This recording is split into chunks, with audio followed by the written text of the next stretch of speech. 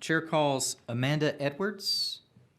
Yes. Okay, I show you registered as Amanda Edwards, testifying on behalf of yourself on the revised congressional redistricting plan. Is that correct? That is correct. Please give us your testimony. Thank you. Good afternoon.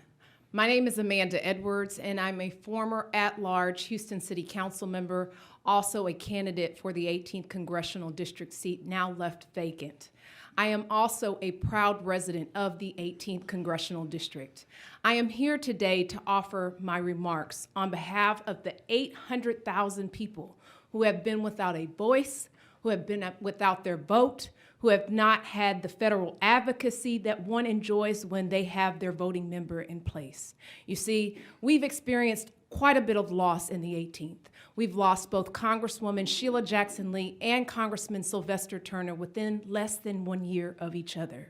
We are a community of strong voices, people like Barbara Jordan, Mickey Leland, Craig Washington, Sheila Jackson Lee, and Sylvester Turner, who have fought for people and for justice. Instead of using this moment where the seat remains empty to then put it on the chopping block, let us use this moment to elevate the Black and brown voices that have been diluted over the years. Let us use this moment to then elevate policies that promote equity and inclusion and create opportunity for people all across the country to be able to thrive. That is what we are elected to office to do, is to use that public trust of office and that oath, and to really carry out the needs of the community. We deserve it. Moreover, I know the old adage you're all familiar with. If you are not at the table, you're what's on the menu. And sadly, because we have a vacancy and this delayed in calling the special election, 18 months will be the period of time before there has been someone to represent the 800,000 people of the 18th Congressional District. And what we are choosing to do with this moment is to put the 18th Congressional District on the menu, and that is wrong. So I encourage you to reconsider redistricting the 18th, reconsider redistricting the 29th, the 33rd, and the 9th District, all of which has been named by the Department of Justice as those being targeted at this time. Again, thank you for your time. I'm Amanda Edwards, speaking on behalf of the 800,000 people of the 18th Congressional District. Thank you for your time. Mrs. Edwards, good to see you. I had a question. How long has the 18th Congressional District been without representation? When you count the time from Congresswoman Sheila Jackson Lee being unable to vote and passing away, combine that with Congressman Sylvester Turner also passing away, and the delayed special election, which will likely end in a runoff, this will be a period of time for about 1.5 years. Okay, so 1.5 years without representation. So taxation without representation. Okay, so yes. The reason I want to follow up on that one. So when was the last time there was a congressional member who was in that seat?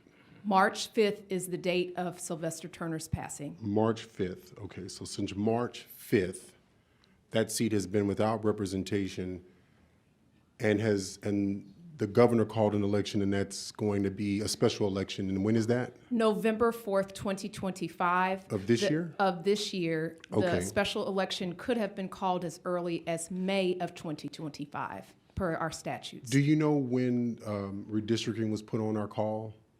In terms of when the... Recently? Yes, just so recently. So like in a matter of 2 weeks, it was... Yes.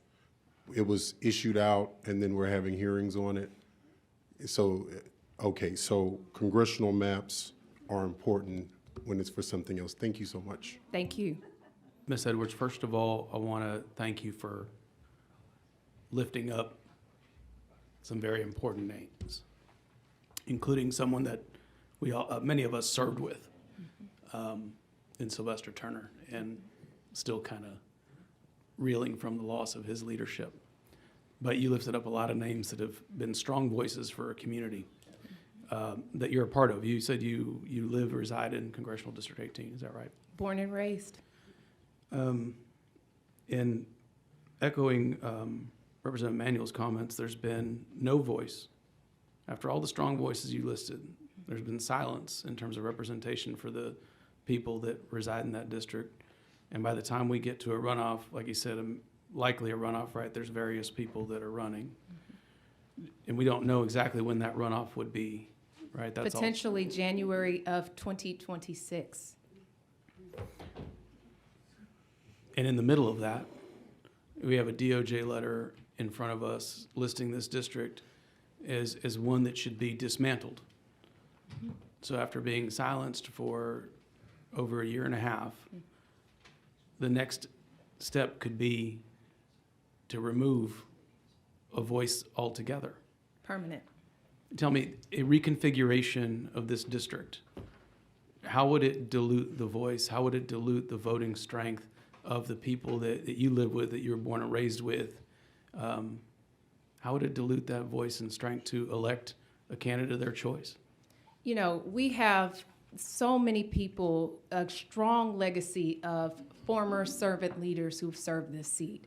And we also have such rich treasures like our universities. Texas Southern University, one of our historically black colleges and universities, right in the heart of the 18th Congressional District. The University of Houston, downtown, Fifth Ward, Acres Homes, East End. I can go on and on about the rich communities and historic nature of the 18th Congressional District. And when you take this moment, instead of uplifting it at this time and helping it to get back on its feet, we're taking this moment to kick this district while it's down, to try to permanently silence the voices of 800,000 people who have been without a vote, who have been without a voice, who have been without a federal advocate for funding, and we are in the middle of hurricane season, which means something in Houston.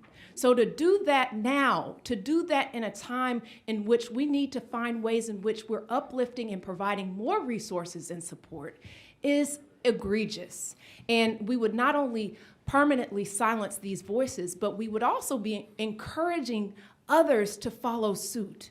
And I live in a city, Houston, where 142 languages are spoken. We celebrate diversity. We celebrate inclusion. We celebrate equitable outcomes. We want people to have the opportunity to thrive every day, not just to get by. And with your policies, with your leadership, you are able to connect those dots. Connect the dots when it comes to healthcare. Connect the dots when it comes to economic opportunity. Do you know what has happened in the 18-month period where the 18th Congressional District will have had no representation? We had something passed called the Big Beautiful Bill, as was touted by Trump. And do you know what it did? It cut $900 billion in Medicaid funding, $300 billion in SNAP benefits, and it told people who were seeking graduate school loans that they had to be capped as well. That was cutting off opportunity for people. And do you know when it first passed out of the House of Representatives, it only passed by a margin of 1 vote. Had I been in the seat at that time, had we called a special election by that time, we could have been the vote to block the big, beautiful bill that is causing such devastation across America. So, and Ms. Edwards, I appreciate you laying that out for everybody because I think it's important to know that. And as someone from El Paso, I know the neighborhoods you just mentioned. Why do I know them? Because of the people that represent that area. That's right. They made sure I knew what they were. Yes, they did. They did. And what you just described is healthcare being stolen, food being stolen out of the mouths of hungry kids, and now an attempt to steal your voice. 100%. And I think that's shameful. Thank you for being here. Thank you.